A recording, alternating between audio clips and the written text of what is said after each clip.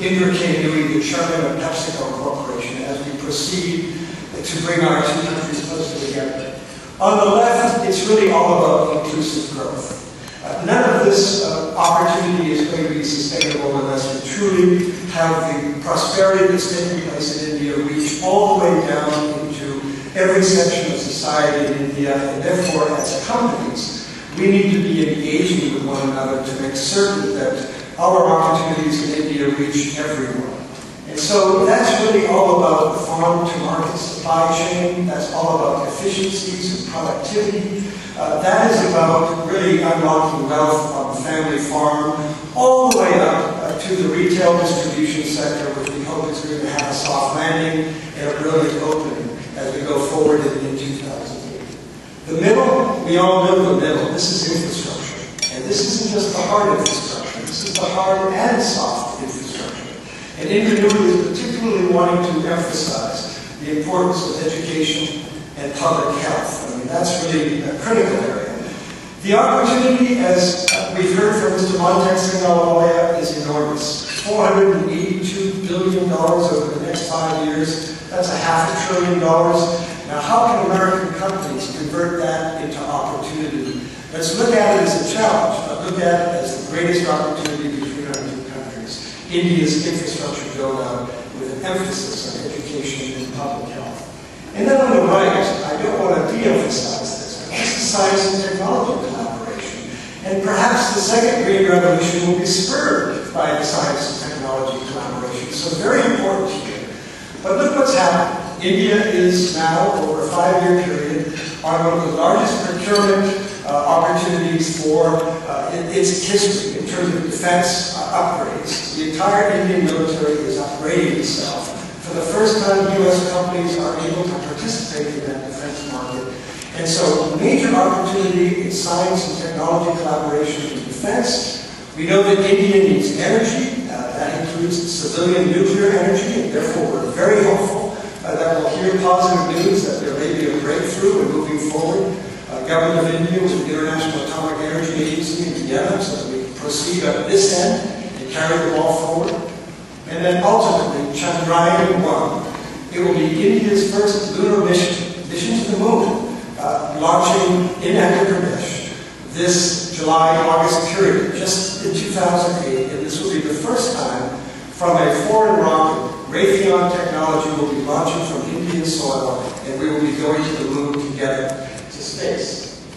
And then I want to talk about the cross-cutting issues, because these are the bottom areas that are so true and dear to Indra Nooyi's heart. Education, education, education. India, 1.2 billion in population, but yet there seems to be a shortage of qualified talent to be able to man the build-up that we're discussing here, the opportunity that we're discussing here. This is going to require vocational education, higher education participation and collaboration, as well as K through 12. And every one of our companies want to be involved in this. We want to continue to promote financial services reform, because you don't finance $500 billion worth of infrastructure build-out without a robust financial services sector. Therefore, that's extremely important to us. That includes what we're going to be hearing about in a minute, a bilateral investment treaty that the U.S.-India Business Council is supporting, and we hope that the Confederation of Indian Industry will join us in that activity. Third point, cross-cutting issue, robust intellectual property protection.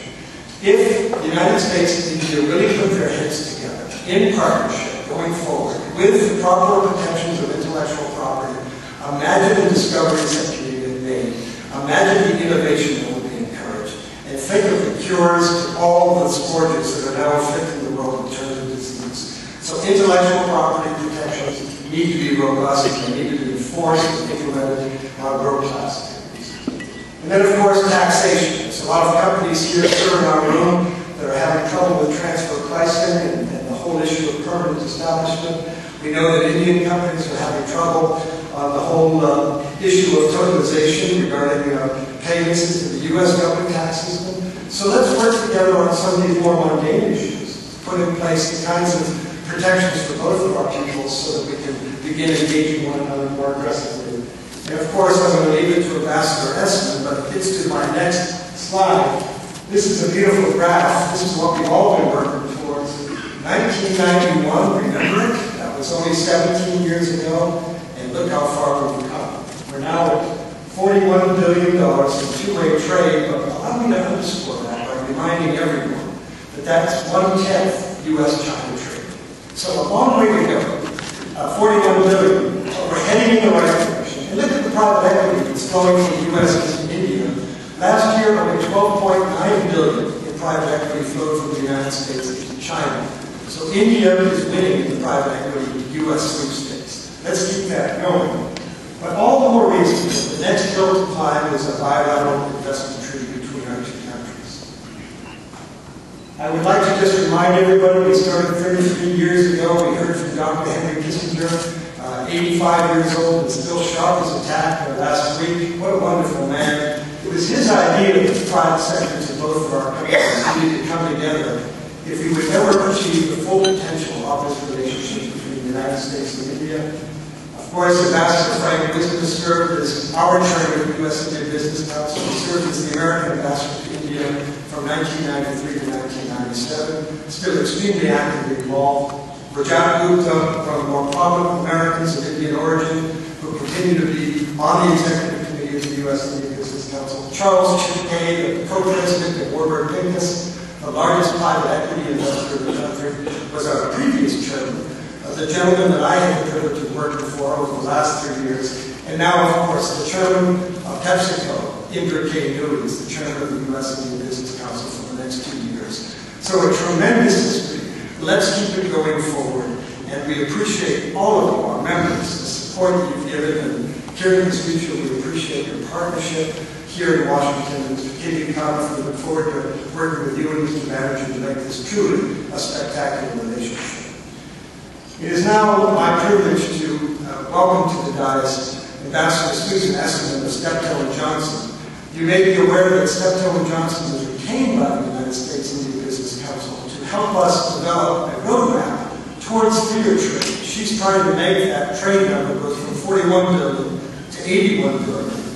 And first step in the roadmap is a bilateral investment treaty. And Ambassador Esselman, may I invite you up to tell us a little bit more what is the bilateral investment treaty and how can it help both of our countries in the two-way relationship